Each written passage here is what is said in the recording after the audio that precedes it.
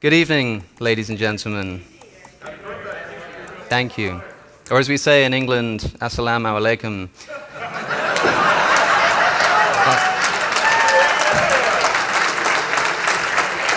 I must apologize for the previous debate fiasco. David's right that most people don't know what happened. A lot of accusations thrown my way, but I suppose that is the essence of our debate this evening. People thinking they know a thing or two about a person without hearing it from their own mouth. To which effect, I was thinking about how to approach this, given that I didn't know which approach David was going to take. I woke up this morning in this fine resort, opposite Legoland, which means that there's a roller coaster just outside of my room, and being a bit jet-lagged, I woke up quite late to the most peaceful of noises, that is, the sound of children screaming for their lives. Hearing the sound of innocent children screaming for their lives, of course, reminded me to read the Old Testament, and I wanted to begin with a verse. That was too easy. I factored that into my time as well. I want to begin with a verse from the Old Testament which might become relevant momentarily, and that is, well, a psalm, not in its entirety, but Psalm 82. Psalm 82 is a curious psalm because it opens by saying that God presides in the great assembly. He renders judgment among the gods. Elohim. That is definitely the word for gods. This seems to be an indication that God is talking about, or the psalmist is talking about, the so-called divine council, which also shows up in Job, for example. Later in the psalm he says, "I said, you are gods, you are all sons of the Most High." The psalmist is referring to beings here who are definitively not Yahweh, but calling them gods, which is kind of interesting. I'm not trying to make a point out of that. Jesus is going to do that for me as we turn to what I think is the most important Christological gospel of the four, which is, of course, John's gospel. Many people think that I just dismiss John's gospel because it's written too late or something. It is, of course, the least historically reliable of the gospels, but I'm willing to just treat it as if it's historically reliable for the purposes of this debate and see what Jesus actually says about himself. The question we're interested in here is the relationship that Jesus has to his Father. David has been speaking about the two powers in heaven heresy and saying that Jesus' relationship to the Father is the kind of relationship that the people who believed in these two powers was talking about. Well, let's investigate that in Jesus' own words. There's one place in the Gospels where Jesus is directly accused of claiming to be God. Do you know where it is? It's in John chapter 10. In John chapter 10, his Jewish opponents come to him and say, "If you're the Messiah, tell us plainly." And Jesus responds by saying, "I and the Father are one." I'm told by Christians this is a direct Christological claim. Who can claim to be identical to the Father except for someone who is God? And there was no confusion about this. The Jewish opponents picked up stones to stone him to death for making this claim. Now, how does Jesus respond? Does he agree with them? Or does he correct them? He says, in response to the Jews, "Is it not written in your law, I have said you are gods?" Quoting, as you'll probably realize, the psalm that I just quoted and explained briefly a moment ago. So directly asked about his Christological status, Jesus decides to quote a psalm which is explicitly talking about beings who are not in fact Yahweh and yet are called gods. Why would he pick that psalm if the message he wanted to convey was that he is in fact in some sense God, that is, identical to Yahweh?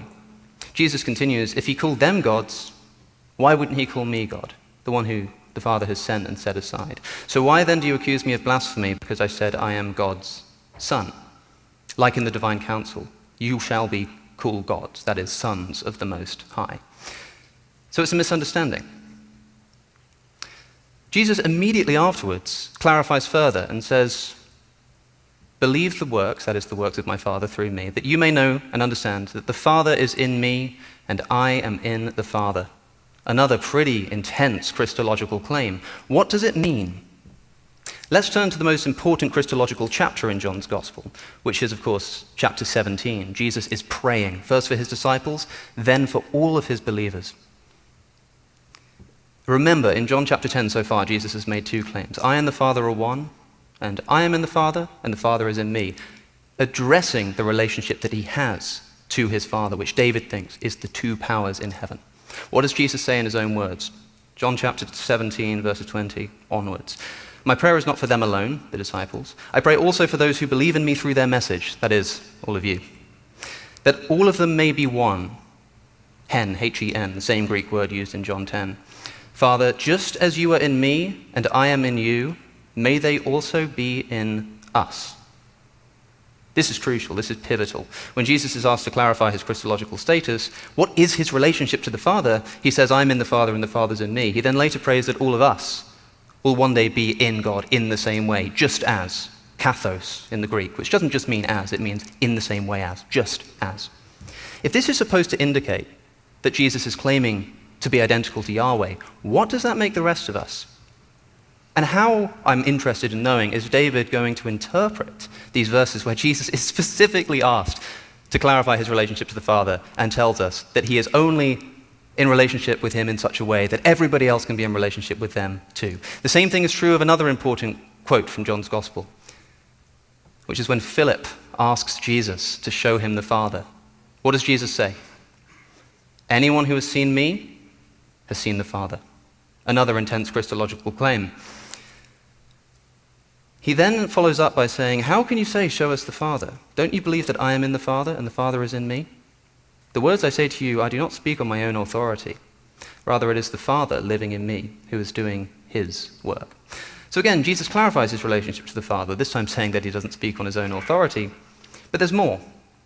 In the same chapter this time, chapter 14, just a few verses later, he says to those same disciples who he's just told, that if you've seen me, you've seen the Father, because the Father is in me, and I'm in the Father. He speaks of a future day past his crucifixion and says, on that day, verse 20, on that day you will realize that I am in my Father, and you are in me, and I am in you. So to recap, Jesus is directly asked to clarify his relationship and his Christology to the Father. And he says that I'm in the Father, and the Father's in me, and guess what? You'll all be one with us too, one day. If this is claimed to be Yahweh, then, well, lucky us, I suppose. Now, it's difficult to know where to take this because, of course, there is a third really important Christological claim in John's Gospel, which is in chapter 8. I think it might be relevant to talking about the understanding of ancient Jews.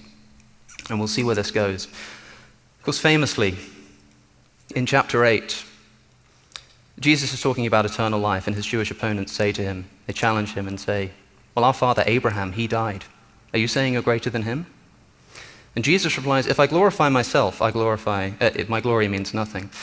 Your father Abraham rejoiced at the thought of seeing my day, and he was glad. And they say, what, you're not even 50 years old, and Abraham has seen you? And he says, truly I tell you, before Abraham was, I am.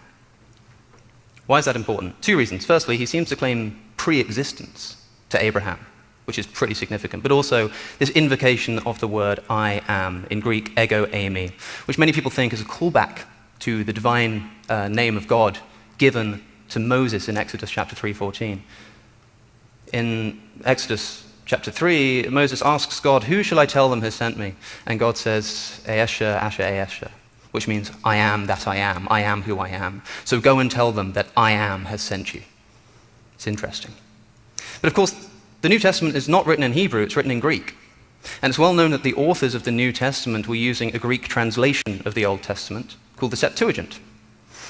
This is something that was pointed out by J.R. Daniel Kirk, so I'm indebted to him for this. But if you read the Septuagint that the New Testament writers were using, and we have very good evidence to suggest that John as well is using the Septuagint, how is this verse rendered? Exodus chapter 3. God says to Moses, ego eimi ho on, which means something like, I am the one who is. So go and tell them, ho on has sent you. In other words, in the Greek version, ego eimi is just as it is typically used in Greek, a way of saying, I am. And it's used commonly like this. In John chapter 9, the blind man is healed by Jesus. He runs into town. They say, is this not the man who was born blind? And he says, ego eimi, it's me. When Jesus is asked by the woman at the well, or the woman at the well says, I'm expecting the Messiah to come, Jesus says, I am he. Ego eimi, once again. That is how it is often used. So in the Greek Septuagint, we have I am ho on. I am the one who is. Go and tell them that ho on has sent you. In the Greek Septuagint, in other words, the abbreviation of the divine name is not ego eimi, it's ho on. And it's ego eimi that Jesus says. And in fact, Jesus says the words ego eimi 6 times in chapter 8 of John's Gospel, and yet this is the only time it seems to annoy anybody. Why is that? Well, maybe because it's got more to do with the fact that Jesus seems to be claiming eternality. But supposing for a moment that this really were an invocation of the divine name, I'm just willing to grant it. Let's say, okay, he was meaning to evoke this imagery of Exodus 3 by saying, I am. Here we have to understand, as David is quite right to point out, the cultural context of early Judaism. And there is a tradition in early Jewish texts, or at least texts of around the contemporary time to the Gospels, of endowing beings who are not Yahweh with Yahweh's name, and thereby enabling them to exert his authority as his representative on earth. David's already talked about the angel of Yahweh, and there is the suggestion that the angel of Yahweh is Jesus. That doesn't seem to make much sense to me. For a start, if you turn to Hebrews chapter 1, the very first verse says, in the past, God spoke to our ancestors through the prophets at many times and in various ways. But in these last days, he has spoken to us by his Son.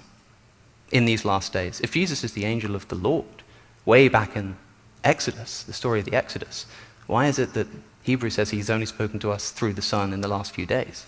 Likewise, in Acts chapter 6, Stephen is recounting a history of the Jews.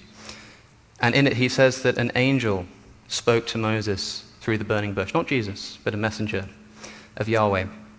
It's a little bit strange, but suppose we just accept that the angel of Yahweh is a bit difficult to unpack. Augustine himself, by the way, said that the angel is correctly termed an angel if we consider him himself, but equally correct, he is termed the Lord because God dwells in him.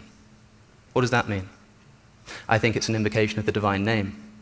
This is most elucidated for me when we turn to non-scriptural Jewish writings of around the same period. For example, in 3rd Enoch, Metatron is called the little Yahweh, invoking the divine name, and in fact to the extent that the Talmud warns Jews not to confuse Metatron with Yahweh, because that seems to be the implication of what he's saying. But he is in fact just invoking the name. The most important example of this for me is the Apocalypse of Abraham, written around the same time as the Gospels. A Jewish text which tells the story of Abraham, who hears the voice of God, and he's terrified and he hits the ground. And he hears the voice of God speaking to an angel. And he speaks to an angel saying, go Yahuel, that's the name of the angel, of the same name, through the mediation of my ineffable name, consecrate this man for me and strengthen him against his trembling. Through the mediation of my divine name, which he's given to the angel Yahuel. Yahuel, by the way, Yah and El. It is a substitute for the ineffable name of Yahweh, the writing of which is forbidden. And that's why he's called Yahuel. And in fact, at one point, God is himself addressed as Yahuel in this text. Abraham is told by this angel Yahuel, stand up, Abraham, go without fear. Be right glad and rejoice, for I am with you. For eternal honor has been prepared for you by the Eternal One. I have appointed to be with you and the generation prepared for you. So the angel, invoking the divine name, by the way, says to Abraham, rejoice, for I'm preparing for you, essentially, redemption, and it will come from your generation. And by the way, when Abraham finally stands up, one of the descriptions of Yahuel's appearance is that his hair is white like snow. Where have we heard that before? But interesting, isn't it? Let's think about the context of John 8:58. A lot of people forget that we're talking about Abraham. Why are we talking about Abraham? Why is it here that Jesus says, before Abraham was, I am? Well, if I'm right that he is just identifying himself and the thing that's important is the Abraham claim, could this stem from a similar tradition? This is what Andrew Perryman has suggested recently, that when he says, this whole thing gets kicked off because Jesus says, Abraham rejoiced to see my day. Well, hold on a second. In the Apocalypse of Abraham, the angel Yahuel says to Abraham, rejoice, for from your generation will come one who will redeem you. So is it possible that a common tradition has Jesus referring to the fact that Abraham rejoiced to see his day because he was promised this redemption from the beginning of time? It's possible. It's a suggestion. I think it's quite an interesting one. But it is a little strange that Jesus claims to be pre-existent. He uses the present tense, I am. It's worth bearing in mind that the Bible sometimes does this when it is talking about plans that are preordained from the beginning of time. For example, in Revelation chapter 13, we hear about the Lamb who was slain from the creation of the world. It's talking about Jesus there. Jesus wasn't crucified at the beginning of the world, but it talks about it almost in the present tense, or at least as if it happened there and then. Why? Because the plan for this redemption through the Lamb was set in stone from the beginning of time. So it talks about it as if it's in the present tense. Similarly, famously in the book of Jeremiah, God says to the prophet Jeremiah, "Before I formed you in your mother's womb, I knew you." He also says, "Before you were born, I consecrated you as a prophet." How can you consecrate someone as a prophet who doesn't exist yet? That means that Jeremiah must be pre-existent, right? He must be... No, not necessarily. It just means that God had this plan. It's a poetic way of saying that God already knew what was going to happen and had planned this from the beginning of time. So putting all of this together, there is an interesting interpretation of Jesus saying that Abraham rejoiced to see my day. And the Jews not understanding him, not getting it, he says, look, before Abraham was, I am. I am the fulfillment that was promised to Abraham and was from the beginning of time, and here I am. Now, of course, this is all exegesis, and it's a little sort of spotty. But the most important question is probably about blasphemy. David mentioned blasphemy in a different context earlier. Why is it that they pick up stones to stone him to death? Because, of course, if I'm looking for a sound exegesis of correctly interpreting the words of Jesus, I turn to his Jewish opponents, who consistently throughout the Gospels are always understanding him correctly. No, the theme of the Gospels, especially John's Gospel, is how comprehensively the Jews misunderstand what Jesus is saying. When he says, I and the Father are one, they say, you're claiming to be God. And he said, no, you're not getting me. When he says that he forgives sins, and they say, who can forgive sins but God alone? He says, you're not understanding me. And hopefully we can get into that, actually. And here, of course, when they say, we're going to stone you, we're not told exactly what blasphemy they think he's committed. Do we now just think that they got it right, that they correctly understood what he was saying? I'm not so sure. Especially considering that if you look in Acts again, I've already mentioned Acts 6, this is Stephen. Stephen is telling the story of the Jews to the Jewish authorities who he's been brought before on charges of blasphemy. He's eventually stoned to death. Why? Because he has a vision. In Acts 7, filled with the Holy Spirit, he gazed into heaven and saw the glory of God and Jesus standing at the right hand of God. Notice God, not the Father. Look, he said, I see the heavens opened and the Son of Man standing at the right hand of God. At this, the Jews cover their ears, run up to him and stone him to death. Notice the similarity, by the way, between this depiction, looking up and seeing the Son of Man sat at the right hand of God, or stood at the right hand of God in this case, and the claim that Jesus makes in his trial. It's quite interesting. Stephen is stoned to death for this. Did Stephen claim that Jesus was God here? Did Stephen claim that he was God here? Sometimes Christians act as if the only way to commit blasphemy is to claim to be God. That is simply not the case. In fact, in Acts chapter 6, we're told that Stephen has been fraudulently accused of blasphemy. They're making up charges against him. Here are the charges that they throw at him to bring him before the court for blasphemy. This man never stopped saying things against this holy place and the law. For we've heard him say that Jesus of Nazareth will destroy this place and change the customs Moses has handed on to us. Ladies and gentlemen, if changing the customs that Moses has handed on to us is enough to get somebody convicted of blasphemy, I'm not sure we should read too deeply into the accusations of blasphemy against Jesus. There's so much to say.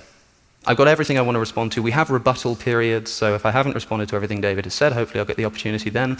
But this idea of the divine name being invested into people and them having the authority of God without being Yahweh themselves is, I think, the important ticket here. One slightly less biblical example is a story recorded by Josephus, which came to mind when David was speaking.